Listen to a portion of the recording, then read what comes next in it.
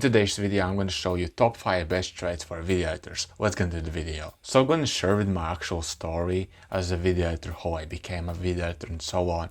On February 2023, I started video editing. Like quite literally. I thought I would be like some copywriter because I love to write like messages to my internet girlfriend and everything, and I love to like do paragraphs. I send a lot of messages to long paragraphs like 300 words or something like that, sometimes like 1,000 words, and I love to like just write and express my feelings. But copyright's not like something like that. It's like more like gratitude journaling or something like that. And so I tried to like learn copywriting and everything like for first day, and I tried to like learn YouTube like courses. I like to try courses and everything, how to actually do the copywriting. And to be honest, it sucked. It was fucking boring to like, oh yeah, you need to do this, you need to do this. But let's be honest, like AI now can replace like copywriters for most cases and everything. So my second option was video editing because I had like some experience with video editing and so on. And so I thought, how about actually become a video editor? And the first day when I became a video editor, like I had the identity of becoming a video editor. And so I actually went to my first client in my first day. It was actually luck, to be honest, but I took an opportunity and action in order to get that luck and everything. So I had a client that I'm working like right now, like that's my like only client right now that I'm working with, and I'm a happy video editor because I can make videos like these, like for you guys, so I can educate you guys, and I can actually edit videos as well, so only W's in this case. So after 1.5 years, I learned and realized something. You need to have certain traits as a video editor. I haven't mastered these traits yet, but I'm working on that. But today we will go through these 5 traits that you need to have in order to thrive as a video editor in this whole oversaturated space. Like oversaturated, it's not actually oversaturated because there's obviously bad video editors and good video editors, and good video editors don't have this oversaturation because they are way more premium. So we will walk through these 5 traits that you need to have as a video editor to actually thrive and everything. And so let's start with patience. So why you need actually patience? Because without patience, I would actually already quit video editing, like quite literally. Because you need to give time to see results. And the best example for patience is exporting. Because man, if you ever use Premiere Pro, aka the media coder, to export the video, like the final process, like exporting the video and actually encode the video, like, you know, to just compress it into one piece. And usually it takes a fuck ton of time, aka 18 hours to actually render the video. Well, there's also the chance it will crash, like 80% of chance it will crash or some shit. And it takes like 18 hours to actually encode and export the video. Like, what's the reason for it? I don't know. Like yesterday I actually exported the like 4K video. It was even longer, like 20 minutes longer or something like that. And it took me, guess what, how much time? 15 minutes to export the video in 4K. But now, in Premiere Pro, it takes like 18 hours. So it's like what, 100 times faster to actually export the video and everything. So you need 100 times more patience in Premiere Pro, like quite literally. This trait is not so important for DaVinci Resolve users because you will not use so much patience, but you still need that patience. So it like renders the video, maybe like you make proxies or something like that. Maybe you make like some things that glitch out, and you need patience. You need to accept that it is what it is, like here it is. And how to actually upgrade your level up your skill of patience is to actually meditate. At least I suggest is 10 minutes per day. I actually meditate 1 hour per day. Well, now I actually slack on it. Like I meditate about 20 minutes per day, like for the last 1 week or so, because I'm too busy, like, but hey, I'm not also perfect, so I'm learning. So this is one trait that we need as a video editors. So the second trait is passion. Oh boy, this one is really spicy because without actual passion and love, like yes, actual love, I wouldn't be editing. because I started video editing out of love, like quite literally. Like, you know, my internet girlfriend, everything, I was writing the paragraphs. I also was making videos, like when we were playing video games and everything with, I think it was Rainbow Six Siege or even GTA 5, but I made montage videos, specifically when we were playing on PC. And we were playing like Rainbow Six Siege because when I was playing, I was getting like double kills or triple kills, so I was actually good at that game. Well, at least in my space and everything, like, you know, my ranking and everything. And the video encoder was actually like clipping those triple kills and like good moments or funny moments. I could clip it out and it will save into my PC and everything. So I thought, how about actually make a funny or some epic montage video of me like flexing with my skills and everything. Like, I'm such a great like a player and everything. I will send it to my girlfriend and yeah, it was great. Like, I learned a lot. For like, I was using DaVinci Resolve, like free version and everything, and it took me like 8 hours to actually edit the video, like the whole process and everything. And it actually was like what, 2-minute video, like the epic piano music or some shit, and it was actually great. But it shouldn't took like 8 hours to actually edit because my productivity was in shambles because I didn't even know how to actually export like that files into the media pool, and it like took me like what, 3 hours to actually figure out. But hey, we all start somewhere, so you cannot blame me about it. So yeah, I made the whole video and everything like 8 hours, and I sent it to my girlfriend. I like made like 2 videos, but I accidentally deleted one because all of when we broke up, she actually ghosted me and everything, but whatever. And I deleted one video, but hey, I have actually one video like left. It was like called Rainbow Six Siege February like montage or something like that, but whatever. And I have a question for you, my guy. Why you actually started video editing? Like, quite literally, my guy. Like, for me, it is like out of love. I have a different fulfillment, like a purpose why I'm doing it, but this is like a starting point. I actually did all the video editing and everything, so it was like a starting point. But what is actually your video editing like journey, or like what is like you loved video editing, your fellow friends were editing or suggest you to edit? Maybe you're doing that purely out of money, or you want to just quit your job or drop off the school or something like that.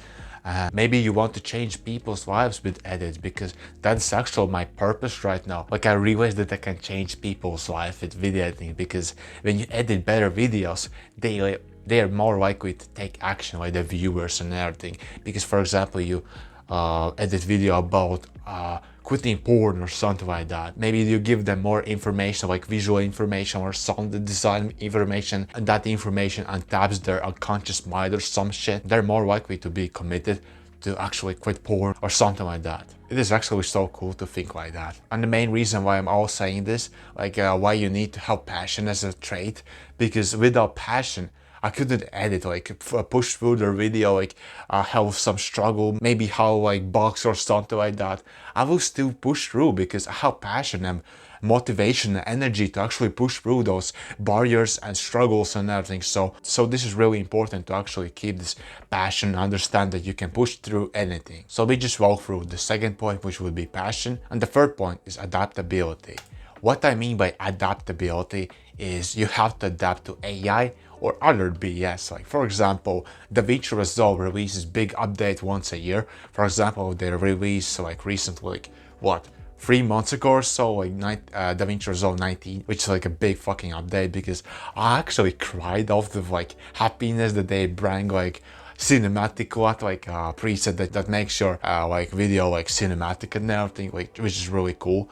Other features that are really small but are game changing, they bring more AI stuff like magic. If you're DaVinci Resolve video editor, maybe you remember Magic Mask. That's only studio version, but oh well, what can we do about it?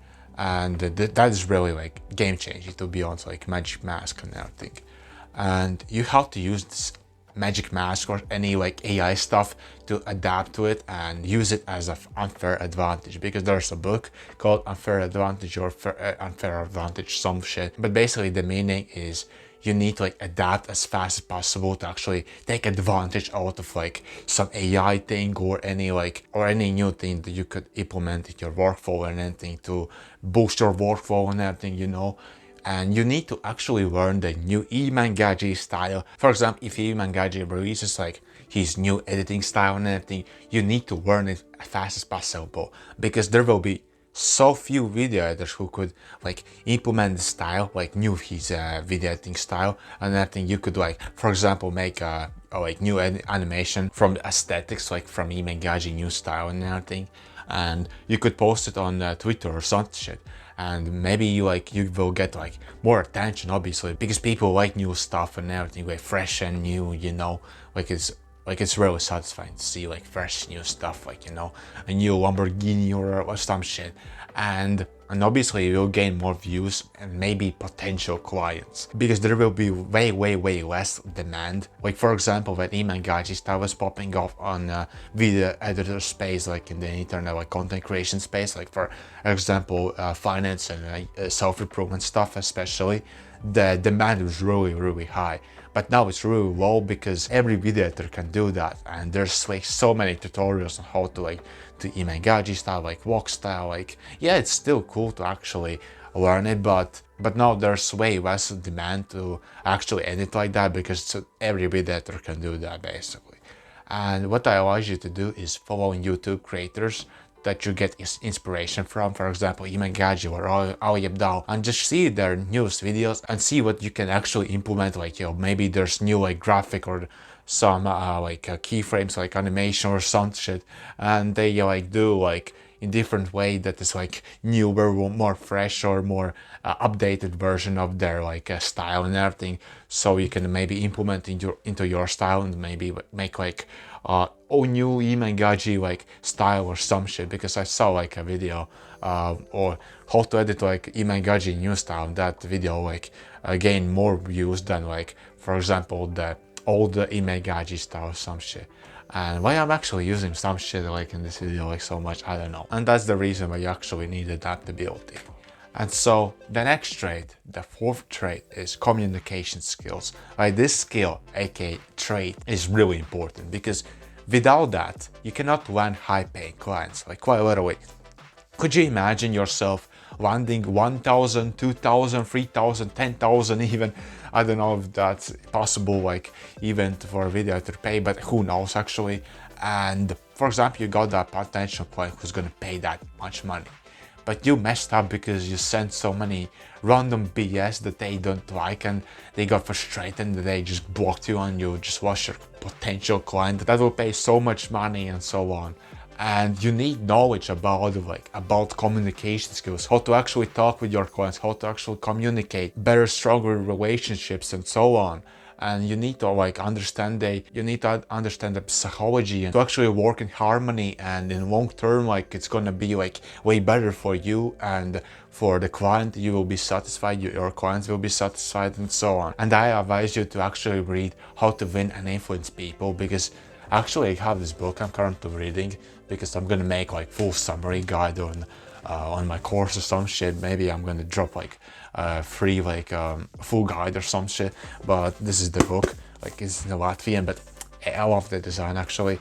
But this book is like legendary. I read also like 50 pages in last 2 days, and like two chapters or some shit, and it is game changing. Like, I already learned and implemented those steps into my like daily life, on how I communicate with my parents or my friends, or even like my clients. You actually need to read that book as a video editor, like, highly recommend. So the fifth and the last trait as a video editor, you need vision. What I mean by a vision, you need to have a vision how certain like graphic or animation, like how the feeling will be for the video. Maybe it will be sad, will be maybe interesting, maybe will be entertaining. For example, your client likes Imangaji style, and he wants to make like Imangaji type of videos. So maybe you will try to like do this kind of animation, like on this or other side, like, you know, maybe you will do the compass animation, maybe you'll do this 3D-ish animation or vector animation, so on. But obviously you're not gonna do Ali Abdal stuff, like those popping icons and everything, you know.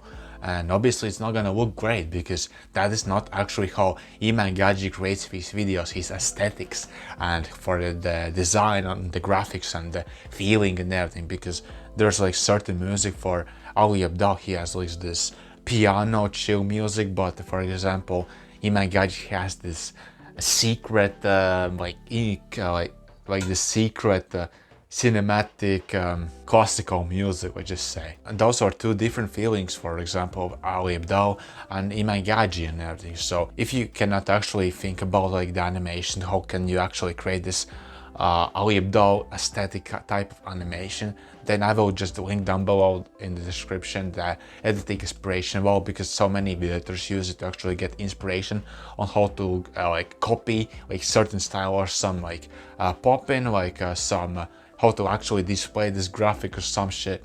And you will have this